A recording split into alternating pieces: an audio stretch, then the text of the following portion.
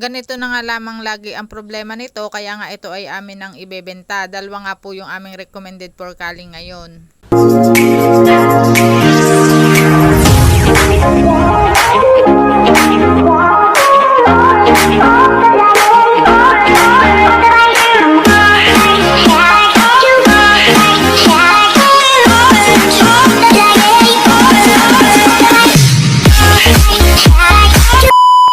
Ito ang mga inahin na napili namin ay mga recommended for culling. Ito nga mga ito ay mga third party na. Ang problema dito kaya namin ito ibebenta dahil itong isang inahin na ito ay laging hindi kumakain. Madalas nga iyan ang problema sa kanya. At ang isa pang problema diyan mga ka-farmers, ayan nga ay malimit naman siyang maglandi pero hindi nga siya nagbubuntis. Ito naman mga ka-farmers na isang ito nga pala ay may other edema o yung may bukol doon sa kanyang tiyan. Third party na nga laang din ito dahil magkabatch ito nung isang inahin. Mga hindi na nga laang din ito nagbuntis kaya nga na-recommended na ito ay for culling na. At kapag nga ganito ang problema ng inyong mga inahin mga ka-farmers ay huwag na kayong maghinayang na yan ay ibenta dahil lugi na kayo diyan dahil sa haba ng panahon na yan ay inyong pinakain ay hindi naman nagbibigay ng produksyon. At karamihan nga sa atin na may mga alagang inahinin ay ganito yung nagiging problema nila. At naniniwala din ako doon sa kasabihan na yung ating mga alagang inahin ay may dalawang trabaho lamang iyan.